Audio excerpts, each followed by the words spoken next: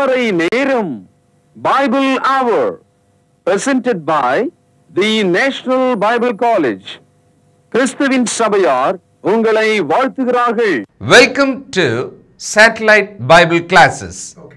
வணக்கம் வாலிப கண்மணிகளே, பிரியமான தேவனுடைய பிள்ளைகளே, தொடர்ந்து நீங்கள் கேட்டுக்கொண்டிருக்கிற இயேசுவை சந்திப்போம் என்ற இந்த நிகழ்ச்சி உங்களுக்கு மிகவும் பிரயோஜனமுள்ளதாக இருக்கும் என்று நம்புகிறேன். வாலிபனே, உன் வாலிப பிரயாத்திலே உன் சிருஷ்டிகரை நினை என்று பிரசங்கி 12ஆம் அதிகாரம் 1ஆம் வசனத்திலே எழுதியிருக்கிறது. நீங்கள் கேட்கிற இந்த நிகழ்ச்சியும் கூட இயேசு கிறிஸ்துவினிடம் உங்களை திருப்பும் ஒரு நிகழ்ச்சியாக இது இருக்கிறது. தொடர்ந்து நீங்கள் கேட்டுக்கொண்டு வருகிற பாடங்களை தொடர்ந்து அதை குறித்து சிந்தியுங்கள், ஜெபம் செய்யுங்கள்.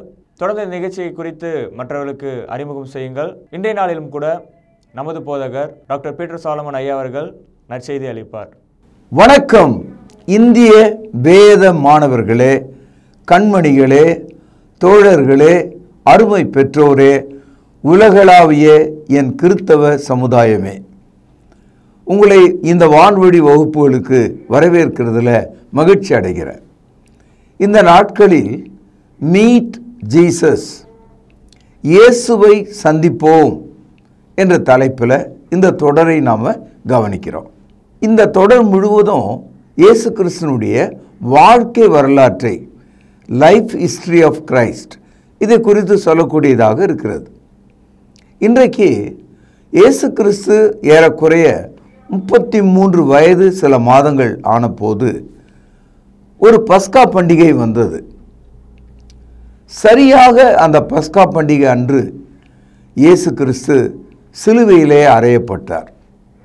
இது உங்களுக்கு ரொம்ப ஆச்சரியமாக இருக்கும். ஆதியாகமம் 3:15 இயேசு கிறிஸ்து சாத்தானின் தலையை நசுக்கும்படி வரும்போது சாத்தான் அவருடைய குதிகாலை கடிப்பான் என்று சொல்லப்பட்டது. அதாவது இயேசு கிறிஸ்துவுக்கு சரீர மரணம் தற்காலிகமாக வந்தது. அவர் 3 நாள் தான் கல்லறையிலே இருந்தார். அந்த தற்காலிக மரணத்தை ஆதியாகமம் 3:15 நாம் படிக்கிறோம். 1 யோவான் 3ஆவது அதிகாரம் 8ஆவது வசனத்தில் படிக்கிறோம், பிசாசின் கிரியைகளை அழிக்கும்படிக்கே மனுஷகுமாரன் இவ்வுலகத்திற்கு வந்தார். அப்போ இயேசு கிறிஸ்துனுடைய மரணம் பேசப்பட்டதை நாம் பார்க்கிறோம். மனுஷருடைய பாவங்களை மன்னிப்பதற்கு எவ்வளவு விலை கொடுக்க வேண்டும்? ஒரு கொலைக்காரனுக்கு எவ்வளவு பெரிய மன்னிப்பை தர வேண்டும்? ஒரு தேச துரோகிக்கு எவ்வளவு பெரிய மன்னிப்பை கொடுக்க வேண்டும்? இதையெல்லாம் நம்ம கவனித்து பார்க்கிறோம். தேவன் மனுஷருடைய பாவங்களை மன்னிப்பதற்கு, மன்னிப்பாகிய அந்த பாவ மன்னிப்பின் விடுதலையை கூறுவதற்கு என்ன செய்தார்? அவர் தமது சொந்த குமாரன் என்றும் பாராமல் அவரை சிலுவையிலே மரிப்பதற்கு ஒப்பு கொடுத்தார். கிறிஸ்தவ மார்க்கத்தினுடைய மைய பகுதி எது? What is the central part of Christianity? It is the death of Christ. கிறிஸ்துவின் மரணம் தான் கிறிஸ்தவத்தினுடைய மையமாக இருக்கிறது. இயேசு கிறிஸ்துவனுடைய சிலுவை மரணம் ஏதோ ஒரு விபத்தாக, ஒரு சூழ்நிலையாக, எதிர்பாராததாக அமைந்து விட்டதாக சாத்தான் நமக்கு காதிலே பூ வைக்க பார்க்கிறான்.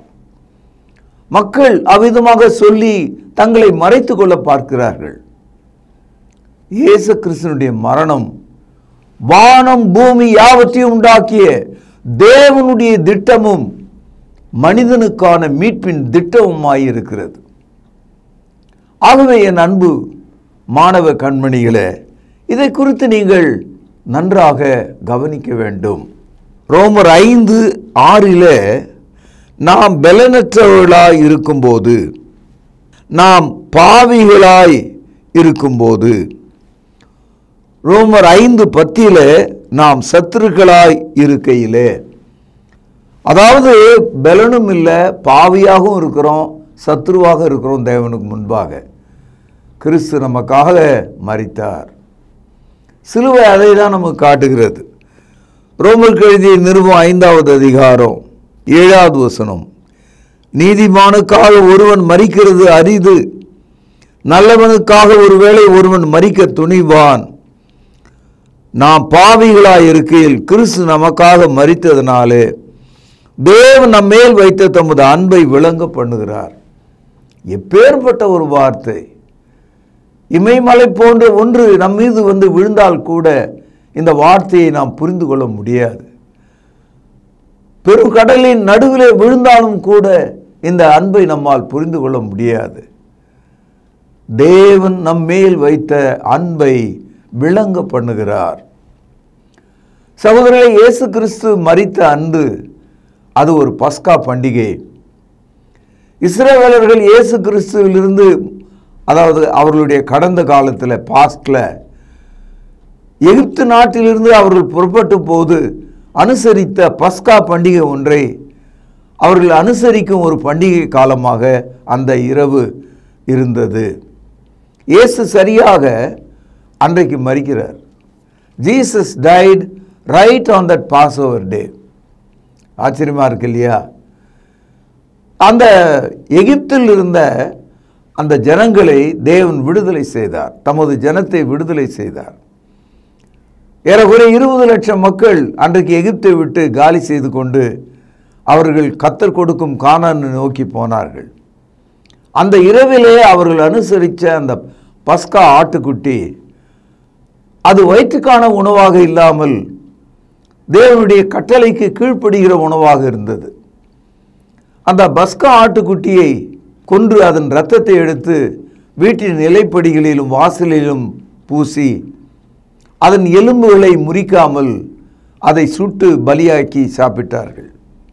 என் அன்பு தோழர்களே, அதனுடைய எலும்புகள் முறிக்கப்படவில்லை என்பதை கவனித்துக் கொள்ளுங்கள். அதே போல இயேசு கிறிஸ்து குற்றவாளிகளில் ஒருவராக சிலுவை மரத்திலே தொங்கிய போது அவருடைய எலும்புகளை முறிக்க வந்த அந்த போர் சேவகன் அவர் ஏற்கனவே மரித்து விட்டார் என்று நினைக்கிறான். அதை அவன் புரிந்து கொண்டான். செத்த ஆள் காலை எதுக்கடா உடைக்கணும்னு சொல்லி அவன் விட்டு மற்ற 2 பேருடைய காலை, இயேசு கிறிஸ்துவோடு மரித்த 2 கள்ளர்களுடைய காலை அவன் முறிக்கிறான்.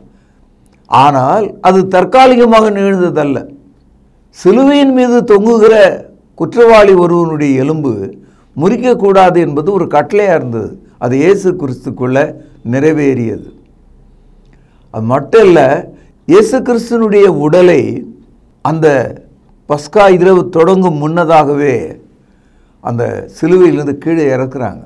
Before 6 o'clock in the late evening இறக்கிட்டாங்க. அதுக்கும் ஒரு தீர்க்க தரிசனம் இருந்தது. உபாகமம் 21ஆம் அதிகாரம் 23வது வசனம், இரவிலே அவன் பிரேதம் மரத்திலே தொங்கலாகாது, அந்நாளில் தானே அதை அடக்கம் பண்ண வேண்டும். இந்த வசனம், இந்த தீர்க்க தரிசனம் இயேசு கிறிஸ்துவினுடைய வாழ்க்கையில் அப்படியே நிறைவேறியது. ஏசாயா தீர்க்க தரிசன புத்தகம் 53வது அதிகாரம், சிலுவையில் அறையப்பட்ட இயேசு. இது நீங்கள் நேரில் மனதால் பார்க்கணுன்னா இந்த ஒரு அதிகாரத்தை படிச்சிங்கன்னா அப்படியே நிதர்சனமாக அந்த காட்சியை நீங்கள் பார்க்க முடியும்.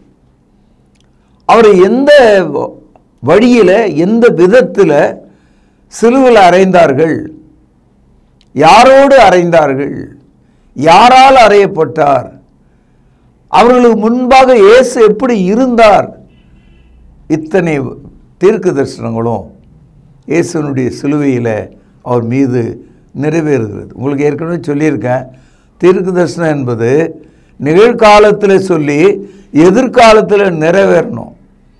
ஏசையா இந்த தீர்க்க தரிசனத்தை சொல்லி 1000 ஆண்டுகளுக்கு பிறகு அவர் சொன்னது போலவே எருசலேம் நகரத்தில் ஒரு சிறிய குன்றின் மீது, கொல்கதா மீது அவர் சிலுவையிலே அறையப்பட்டார். பஸ்கா ஆட்டுக்குட்டியைப் போல அவர் அறையப்பட்டார். பாருங்கள் இந்த அதிகாரம் எப்படி துவங்குதுன்னு. இது ஏசாயா 53 பக்கம் 860. முதலாவது என்ன சொல்றாரு, நாம் அவரை பார்க்கும்போது அவருக்கு விரும்பத்தக்க ரூபம் இல்லை. அதாவது இயேசு சிலுவையில் அறையப்பட்ட போது நாம் நம்முடைய கண்களை மறைத்து கொள்ள வேண்டிய நிலையில் இருந்தோமா. ஏனென்றால் அவர் அவ்விதமாக அந்தகோலமாக நிர்வாணமாக அவர் சிலுவையிலே அறையப்பட்டார். நாம் நம்முடைய கண்களை மறைத்து கொண்டோம். we cannot behold him, we cannot look at him என்று சொல்கிறார். இதை ஏசாயா 53ஆம் அதிகாரம் 3வது வசனத்திலே அவர் அசட்டை பண்ணப்பட்டவரும் மனுஷரால் புறக்கணிக்கப்பட்டவரும் துக்கம் நிறைந்தவரும் பாடு அனுபவித்தவருமாயிருந்தார். நாம் நம்முடைய முகங்களை அவரை விட்டு விலக்கி கொண்டோம். 4வது வசனம் பாருங்கள். மெய்யாகவே அவர் நம்முடைய பாடுகளை ஏற்றுக்கொண்டு நம்முடைய துக்கங்களை சுமந்தார். நாமும் அவர் தேவனால் அடிபட்டு வாதிக்கப்பட்டு சிறுமைப்பட்டவர் என்று எண்ணினோம். இந்த 4வது வசனத்தில் அவர் நம்முடைய பாடுகள் என்று போட்டிருக்கிற இடம்தான் மூல மொழியில் நம்முடைய பாவங்களை அவர் சுமந்தார். எப்படி எகிப்து தேசத்தில் இஸ்ரவேலருடைய பாவங்களை பஸ்கா ஆட்டுக்குட்டி ஏற்றுக்கொண்டதோ அவ்விதமாக கிறிஸ்து உலகத்திலுள்ள எல்லா மனுஷருடைய பாடுகளையும் பாவங்களாக ஏற்றுக்கொண்டார். இப்பொழுது 5வது வசனம் பாருங்கள். நம்முடைய மீறுதல் நிமித்தம் அவர் காயப்பட்டு நம்முடைய அக்கிரமல் நிமித்தம் அவர் நொறுக்கப்பட்டார். நமக்கு சமாதானத்தை உண்டு பண்ணும் ஆக்கினை அவர் மேல் வந்தது, அவருடைய தழும்புகளால் குணமாகிறோம். என அன்பு சகோதரரே, தொடர்ந்து அவருடைய தீர்ப்பை கவனித்தால் ஒரு ஆட்டுக்குட்டியைப் போல நசுங்கி ஒடுங்கி பயந்து ஒளிந்து கொள்ளக்கூடிய ஒரு நிலையில் இருக்கிற ஒரு ஆட்டுக்குட்டியைப் போல சிலுவையில் அவர் அறையப்படும் போது எல்லா வகையிலும் அவர் நெருக்கப்பட்டிருந்தார். அவருடைய உள்ளம் உடைந்தது, அவருடைய சரீரம் தளர்ந்தது, அவருடைய காயங்கள் பெரிதாக இருந்து இரத்த ஓட்டமாக வடிந்தது. ஏசாயா 53:7வது வசனம். அவர் நெருக்கப்பட்டும் ஒடுக்கப்பட்டும் இருந்தார், ஆனாலும் தம்முடைய வாயை அவர் திறக்கவில்லை. அடிக்க கொண்டு போகும்படி ஒரு ஆட்டுக்குட்டியைப் போலவும் தன்னை மயிர்கத்திற்கு முன்பாக சத்தமிடாதிருக்கிற ஆட்டைப் போலவும் அவர் தம்முடைய வாயை திறவாதிருந்தார். இயேசு கிறிஸ்து சிலுவையில் அறையப்பட்ட போது எப்பொழுதோ சிலுவையில் அறைவதற்காக குறிக்கப்பட்டிருந்த 2 பேரை அதே நேரத்தில் இயேசுவுக்கு இன்னும் அதிக கேவலத்தை உண்டாக்கும்படி வெட்கத்தை உண்டாக்கும்படி அந்த யூதர்களுடைய திட்டம் இருந்தது. ஆகவே இயேசு கிறிஸ்து சிலுவையில் அறையப்படுகிற அதே நேரத்தில் கூட 2 கல்லர்களையும் வச்சாங்க. ஏன்? அவரை இன்னும் அதிகமாக அவமானப்படுத்தணும்னு, இன்னும் அவரை கேவலப்படுத்தணும்னு தீர்க்கதரிசனம் சொல்கிறதை கவனிங்கள். 9வது வசனம். துன்மார்க்கரோடு அவருடைய பிரேத குழியை நியமித்தார்கள். அப்போ இந்த தீர்க்கதரிசனங்கள்லாம் அப்படியே நிகழ்வதை புதிய ஏற்பாட்டில் நீங்கள் பார்க்கலாம். இயேசுனுடைய உயிர்த்தெழுதல் பேசப்பட்டிருக்கு இதே அதிகாரத்தில். இதையெல்லாம் நீங்கள் படிக்கலாம்.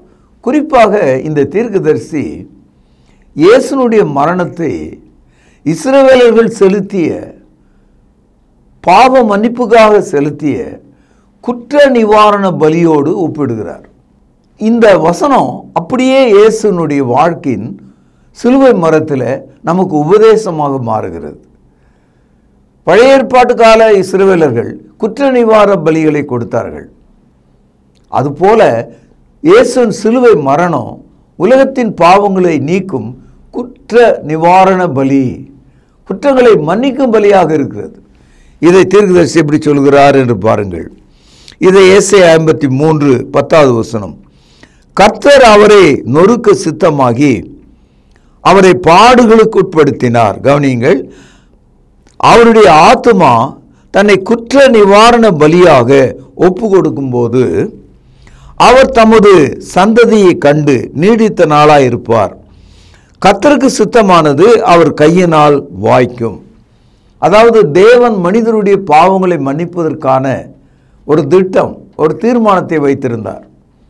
இயேசுவின் மரணத்தை விசுவாசிக்கிற கீழ்ப்படுகிற மனிதர்கள் தேவனுடைய பிள்ளைகளாக அவருடைய சந்ததியாக மாற்றப்படுகிறார்கள். இப்படி தேவனுடைய பிள்ளைகளாக மாறுவதற்கு அவர்களுடைய பாவங்களை மன்னிப்பதற்கான குற்ற நிவாரண பலியாக கிறிஸ்து மரித்தார் என்று சொல்கிறார்.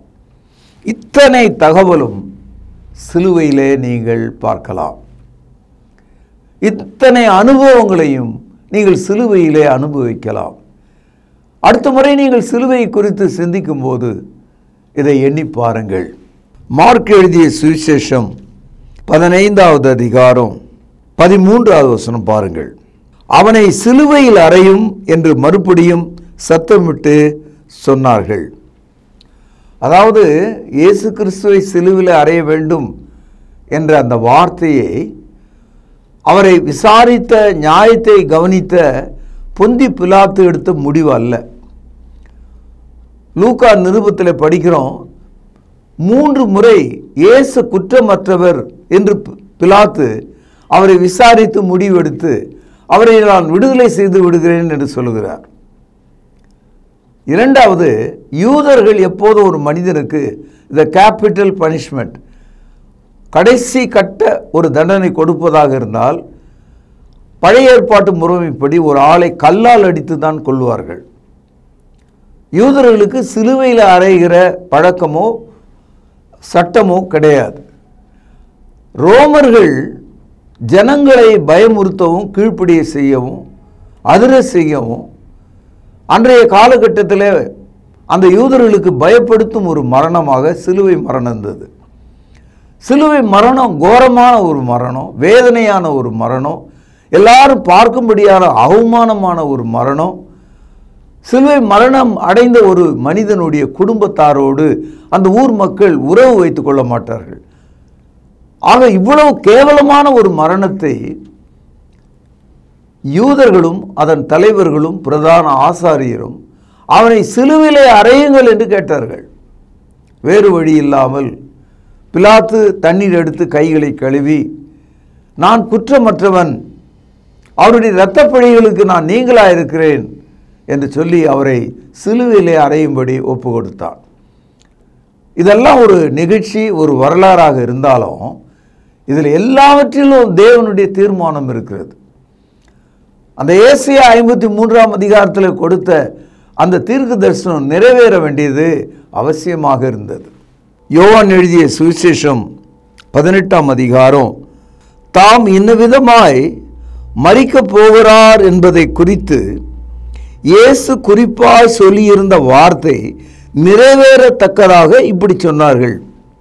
அதாவது இயேசுவை சிலுவிலே அறையுங்கள் என்று அந்த யூத தலைவர்கள் பொந்தி பிலாத்துவினிடத்திலே அவர்கள் சொன்னது தற்காலிகமாக, எதிர்பாராத விதமாக அவர்கள் மனதிலிருந்து ஒரு யோசனையாக வரல.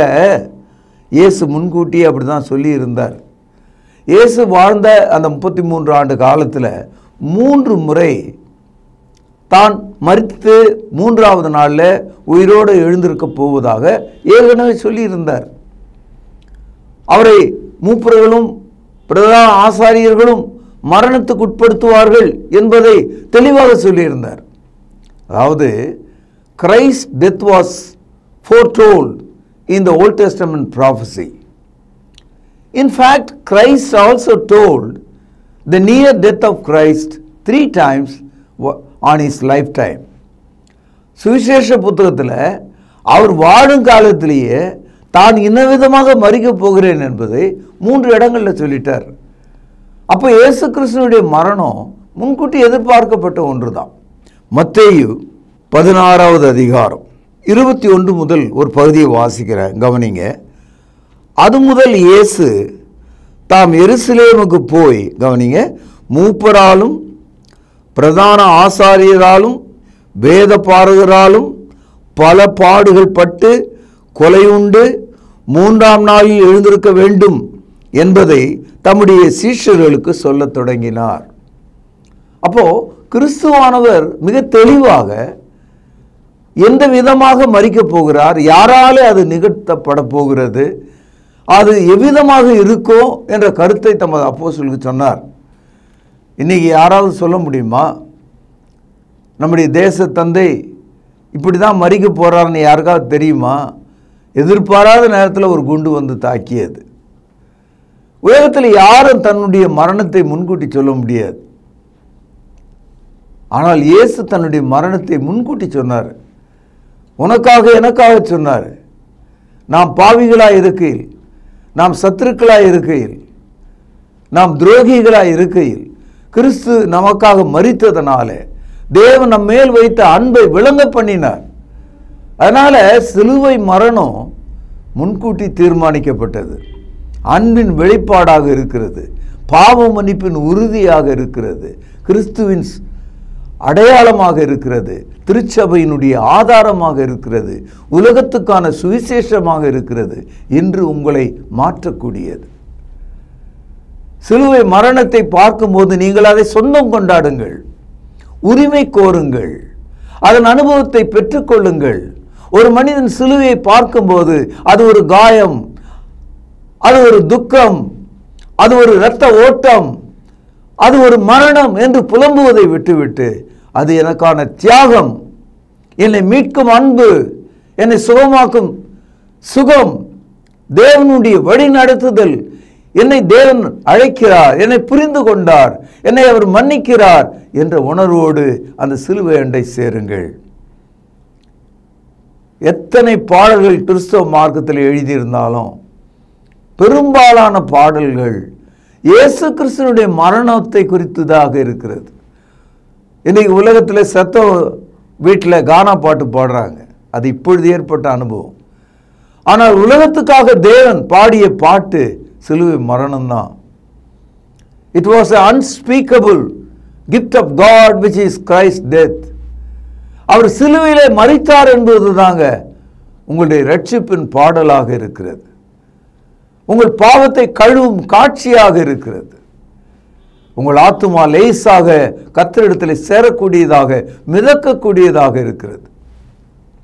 இயேசு சிலுவையிலே மரித்த போது அவருடைய வாயில் இருந்து வந்த வார்த்தைகள் உலகத்தையே புரட்டி போடக்கூடியதாக இருக்கு. யாராவது ஒரு ஆள் வாளால் வெட்டப்படும் போது, கத்தியால் குத்தப்படும் போது, துப்பைக்கையால் சுடும்போது என்ன சொல்லுவான்? சுடுறவனை பார்த்து நாசமாக போவ, உன் குடும்பத்தை விட்டு இந்த சாபம் போகாது, ஐயோ அம்மா என்றெல்லாம் கதறுவான். ஆனால் இயேசுநாதர் அவ்வளத்தையும் ஏற்றுக்கிட்டு அவர் வாயிலிருந்து வந்த வார்த்தைகளை பார்த்தாவே இந்த உலகமே மாறிடும்.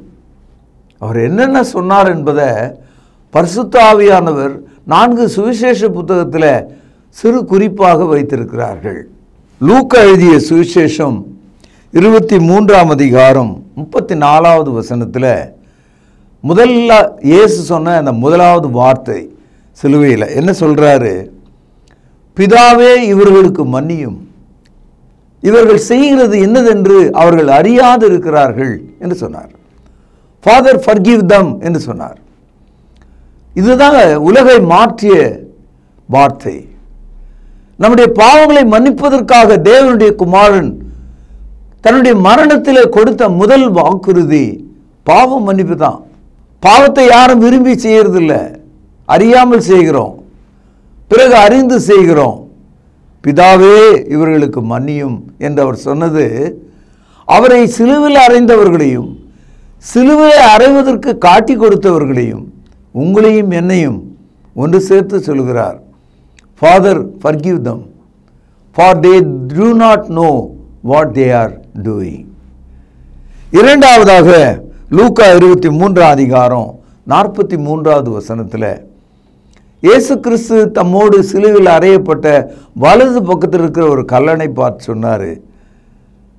அவன் கேட்டுக்கொண்டான், அதனால் அவனை பார்த்து சொன்னார், நீ இன்று என்னோடு கூட பரதீசில் இருப்பாய்.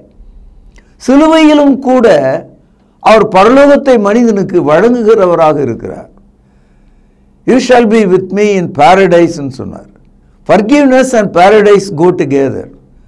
எப்பொழுது உனக்கு பாவ மன்னிப்பு உண்டாவதோ அப்பொழுது உனக்கு வாக்குறுதியாகிய பரதீசு கிடைக்கிறது, மோட்சம் உனக்கு உண்டாகிறது. மூன்றாவது வார்த்தை யோவான் எழுதிய சுவிசேஷம் 19ஆம் அதிகாரத்தில் படிக்கிறோம். யோவான் எழுதிய சுவிசேஷம் 19ஆம் அதிகாரம் 26-27 வசனத்தில் படிக்கிறோம். இயேசு சிலுவையிலே தொங்கும்போது அவர் தலையிலிருந்து வடிகிற அந்த முள்முடியால் வடிகிற இரத்தம் தன்னுடைய புருவத்தை கடந்து கண்களை மறைத்து விடும் அந்த வேளையில் கூட அவர் சுற்றி பார்த்து தனக்காக கன்னிகையாக இருந்த அவர் அவருடைய கர்ப்பத்தை கொடுத்தாரே அந்த தாயை பார்த்து சொல்லுகிறார், தாயே, நான் உன்னை விட்டு போகவில்லை, உனக்கு ஒரு ஆதரவை வைத்திருக்கிறேன், அதோ உன் மகன் என்று தன்னுடைய சீஷனாகிய யோவானை காண்பித்தார். யோவானை பார்த்து அதோ உன் தாய் என்று சொன்னார். இந்த வார்த்தையை கேட்ட அந்த நிமிடமே யோவான் மரியாளை தன் தாயாக ஏற்றுக்கொண்டு கடைசி மட்டும் அவரோடு இருந்தார். அன்பு சகோதரர்களே, இதை காணும்போது நம்முடைய உள்ளம் நொறுங்கி அழுகிறது அல்லவா? ஒரு தாய் அன்பு நமக்கு தேவை. தாய் நம்மை தேற்றும் அன்பு நமக்கு தேவை. சிலுவையில் கிறிஸ்து பேசின அந்த மூன்றாவது வார்த்தை. நான்காவதாக மார்க் 15:34 படிக்கிறோம். கடைசி நிமிடத்தில் ஒரு தீர்க்க தரிசனம் நிறைவேற வேண்டியதாக இருந்தது. இது சங்கீதம் 16 இருக்கு. என்ன சொல்றாரு? என் தேவனே, என் தேவனே, ஏன் என்னை கைவிட்டீர்? இந்த வார்த்தை அவர் சொன்னதுனால அவர் ஒரு மனிதர், அவர் ஒரு தோல் உடலில் இருக்கிறார், அவர் சிந்துகிற ரத்தம் நிஜமானது என்று நம்மால் புரிந்து கொள்ள முடியும். Christ was not a ghost or a alien. He was a real man. அவர் மனிதனாக இருந்ததனால அவருடைய பிராணவாயு குறைந்து மரணத்தின் விளிம்பில் இருக்கும்போது ஒரு மனிதனாக தன்னை காண்பிக்கிறார். ஏலி ஏலி லாமா சபத்கானி என்று எபிரேய மொழியில் my God why thou forsaken me, என்னை ஏன் கைவிட்டீர் என்று கேட்டார். அப்படியானால் இயேசுவை தேவன் கொடுத்தார் என்பது ஒரு மூளையான செய்தி அல்ல, ஒரு முடிவான செய்தி. அது ஒரு தகவல் மட்டுமல்ல, அது ஒரு சத்தியம். ஐந்தாவதாக யோவான் 19:28 ஒரு வார்த்தை சொன்னார். ஐ thirst, தாகமாய் இருக்கிறேன் என்று சொன்னார். அதாவது இந்த உலகத்தின் பாவம் எல்லாம் அவர் மீது வைக்கப்பட்ட போது சுமக்க முடியாத அவர் டீஹைட்ரேட் ஆகி, அதாவது தண்ணீர் சத்து குறைந்து முற்றிலுமாக ரத்தம் வெளியேறினதுனால தாகமாக இருக்கிறேன் என்று சொன்னார். இன்றைக்கு அவர் தாகமாக இருக்கிறார். நீ சேரும் அளவும், நீ ரட்சிக்கப்படும் வரைக்கும், நீ பாவ மன்னிப்புக்குரிய ஸ்நானத்தை பெறுகிற வரைக்கும் ஜீசஸ் இஸ் இன் thirst. அவர் தாகமாக இருக்கிறார். ஆறாவதாக மார்க் 15:34 படிக்கிறோம். எல்லாம் முடிந்தது என்று சொன்னார். எல்லாம் முடிந்தது அப்படின்னா என்ன அர்த்தம்? அவர் வந்தது, அவருடைய வேலை, அவருடைய ஊழியம் முடிவுற்றது. ஆதியாகமம் 3:15 தொடங்கி இயேசு கிறிஸ்துவினுடைய சரீர வாழ்க்கை முடிவு பெறுகிறது என்று சொல்லுகிறார். மோசேயே ஆனவன் கொடுத்த நியாயப்பிரமாணம், அதை கைக்கொள்ள முடியாமற் போன அந்த இஸ்ரவேலர்களுடைய அனைத்து பாவங்களும், அவர்களுக்கு எதிராக இருந்த சட்டங்களும், நீயும் நானும் நல்லது செய்ய வேண்டும் என்று விரும்பி கெட்டதையே செய்கிறோமே, நீதியாய் நடக்க வேண்டும் என்று நினைத்து நடக்க முடியாமல் போனோமே, அதையெல்லாம் நான் நிறைவேற்றுகிறேன் என்று சொல்கிறார். அதனால் கிரேக்க ஆசிரியர் இப்படி குறிப்பிட்டிருக்கார் அந்த இடத்துல, டெலிஸ்டாய் என்று ஒரு வார்த்தை போட்டிருக்கார். அப்படின்னா என்ன அர்த்தம்னா, கம்ப்ளீட்லி கிவன், முழுமையாக கொடுக்கப்பட்டது. அதை தான் இட் இஸ் ஃபினிஷ்ட், எல்லாம் முடிந்தது என்று ஆண்டவர் சொல்கிறார். இப்போது கடன் வாங்குகிறோம், ஏறக்குறைய 90% கட்டிட்டோம், இன்னும் 10 இருக்குது. அந்த கடன் கொடுத்தவர் இன்னும் 10 கொடுக்கணும்பா அப்படின்னா திருப்பி ஒரு 5 ரூபா கொடுக்குறோம். அப்போ அவர் திரும்ப சொல்கிறார் இன்னும் 5 கொடுக்கணும் அப்படின்றாரு. 4 ரூபா கொடுக்குறோம், இன்னும் 1 ரூபா கொடு அப்படின்னு கேட்குறாரு. அப்படின்னா என்ன அர்த்தம்னா, 100 என்ற எண்ணில் 90 கொடுத்தாலும் 95 கொடுத்தாலும் 99 கொடுத்தாலும் அது முடிவல்ல. 100க்கு 100 திருப்பி கொடுத்தாதான் அது முடிந்தது, அந்த வழக்கு முடிந்தது, அந்த கணக்கு முடிந்தது. அதுபோல பூமியில் உள்ள எல்லா மனிதனுடைய பாவங்களும், எல்லா விதமான சட்டங்களும், குறிப்பாக நியாயப்பிரமாணம் முழுவதும் கிறிஸ்து நிறைவேற்றுகிறார். அதனால தான் அவர் சொன்னார், it is paid in full, அதை தான் அந்த வார்த்தை டெலிஸ்டா என்ற வார்த்தை. எல்லாம் முடிந்தது. மூல மொழியில் கடன் எல்லாம் கொடுத்து தீர்க்கப்பட்டது. It is all paid in full. இது 6வது வார்த்தை. 7வதாக கடைசியாக லூக்கா 23ஆம் அதிகாரம் 46வது வசனத்தில் பிரசங்கி 12:7 படிக்கிறோம். ஆவி தன்னை தந்த தேவனிடத்துக்கு போகாததற்கு முன்னும் என்று சொல்கிறார். ஒரு மனுஷனுடைய மரணத்தில் கடைசியாக ஆவி வெளியே போயிடுது. ஆனால் எங்கே போகுதுன்னு தெரியாமல் தான் எல்லா மதமும் எல்லா மக்களும் போதிக்கிறாங்க. ஆனால் கிறிஸ்தவம் என்ன சொல்லுதுன்னா, ஆவி தன்னை தந்த தேவனிடத்துக்கு போகிறது. கிறிஸ்து அதை ரொம்ப கரெக்டாக சொல்கிறாரு. 7வது வார்த்தையாக லூக்கா 23:46 சொல்கிறாரு, father I give my spirit in thy hand. தகப்பனே, என் ஆவியை உமது கரத்தில் கொடுக்கிறேன் என்று சொன்னார். இந்த 7 வார்த்தைகளை தான் கிறிஸ்தவம் சிலுவையில் இயேசு கிறிஸ்து பேசின வார்த்தை என்று பதிவிடுகிறார்கள், போதிக்கிறார்கள். ஒரு கால் நீங்கள் கேட்கலாம், இது தவிர வேறு எதனா பேசினாரா? தெரியாது. பேசப்பட்டவைகளை, கேட்டவைகளை, பரிசுத்த ஆவியானவர் எழுத சொன்னவைகளை அப்போஸ்தலர் நமக்கு எழுதி வச்சிருக்காங்க. அதனால் இந்த 7 வார்த்தைகளை ஆவியின் வார்த்தையாகவும் சத்தியமாக நான் ஏற்றுக்கொள்கிறேன். நீங்களும் ஏற்றுக்கொள்ளுங்கள். ஆக இன்றைய நாளில் இயேசு கிறிஸ்துவினுடைய சிலுவை மரணம் உங்களை தொட்டு இருக்கும், பாதித்திருக்கும், அதற்குள் நீங்கள் பகிர்ந்து கொண்டிருப்பீர்கள் என்று உணர்ந்து இன்றைய செய்தியை நான் நிறைவு செய்கிறேன். நாளை நாம் சந்திப்போம், பிரார்த்தனை செய்வோம். அன்பான தகப்பனே, சிலுவை குறித்து நாங்கள் விசாரித்தோம், கவனமாக படித்தோம். தீர்க்க தரிசனங்கள் நிறைவேறுதலையும் சிலுவையிலே கிறிஸ்து மொழிந்த 7 வார்த்தைகளையும் கண்டு அஞ்சி நடுங்கி கீழ்ப்படுகிறோம். கர்த்தராகிய இயேசுவின் நாமத்தில் ஜெபம் கேளும் ஜீவனுள்ள எங்கள் நல்ல பிதாவே, ஆமென். தொடர்பு கொள்ள வேண்டிய முகவரி: திருமறை நேரம், 58 சர்ச் தெரு, குமரன் நகர், சென்னை 6,82,000. செல்போன் 9385500882. கர்த்தாவே, தேவர்களில் உமக்குப்பானவர் யார்? வானத்திலும் பூமியிலும் உமக்குப்பானவர் யார்?